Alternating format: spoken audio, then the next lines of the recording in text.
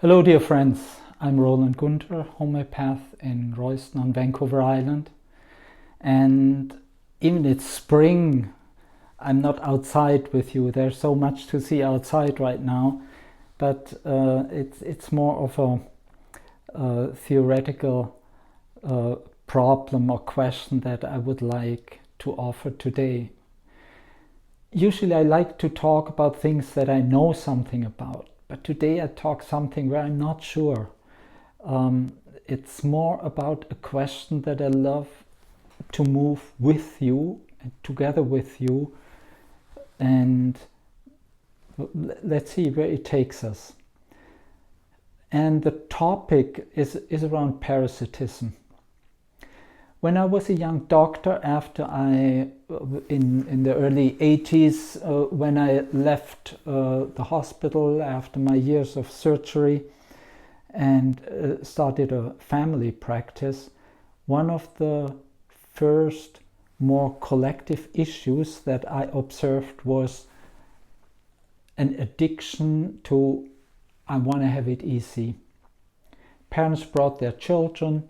In children, that was usually expressed by a desire for sugar and fast food. So I want to have it easy, not much work, not much chewing, not much digestive work. The desire for sugar was the most important, and all the consequences, health and emotional, and in their stamina and so on. I think it was not even 10 years later that changed a little bit. Not that it disappeared, but it was what was in the beginning, I want to have it easy, got another twist. I want to have somebody else to do the work for me. And what we saw as an answer, almost an answer of nature, was a rise in parasitic diseases. One of the first ones was Lyme disease, where we really struggled with a condition that's not easy to treat in all modalities. And it's so obvious, Lyme disease, it's transmitted by a tick, which is a parasite that has a Borrelia bacteria inside as another parasite. So that this has to do with parasitism is really clear.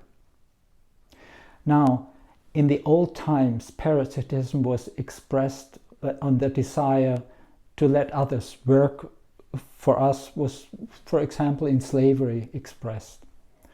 More modern versions are outsourcing industry into cheap labor countries, and we want to have the cheap stuff without doing much for it.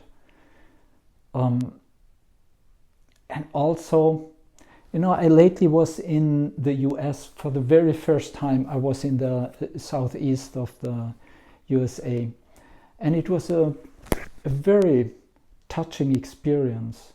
I never, just to be in that environment, to see all the colored people, to be confronted with the history of slavery, to see, I remember there's one graveyard in a city that was just, I thought there might be enough room for a few hundred people, and there were 15,000 people buried there. Yeah, and it was quite amazing.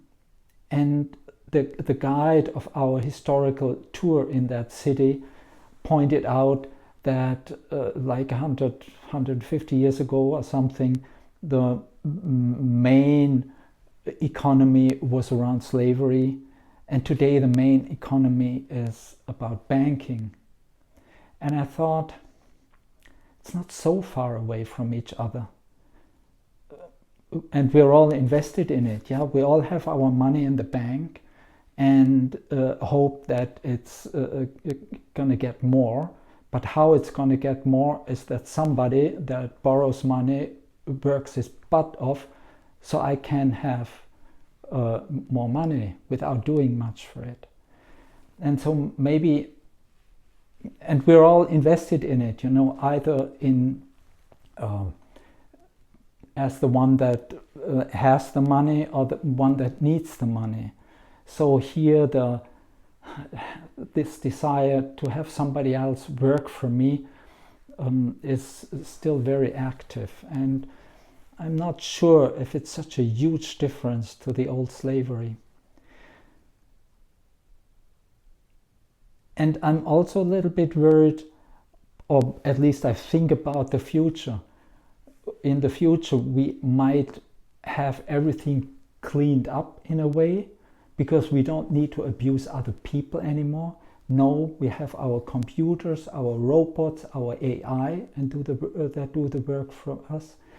But I wonder, when our attitude, I want somebody else to do the work for me, stays the same, that means we send out the same energy on a health level, it will come back to us and bite us, probably in parasitic diseases. And we have a strong rise of parasitic diseases in the last decades.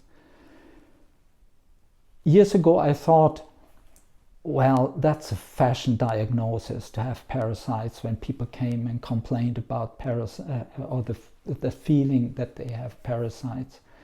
But when I hear that today, and I hear it often, I think, they are probably right. This is an energy letting others work for us that we are that is not quite ethical, and that we're all engaged in some way or the other, and so it will come back to us also as probably as parasitic diseases. And I don't know how it's going to look like in the future. But the whole thing is quite complex and a little bit complicated. When you look in nature, there is hardly any animal in nature that does not have parasites.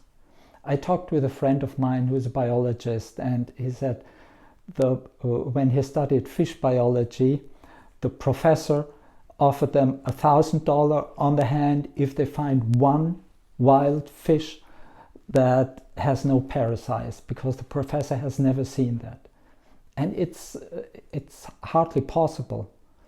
I love to go fishing, and there's so many species of parasites that fish have. It's amazing, and it's very, very natural, and it's with other animals similar.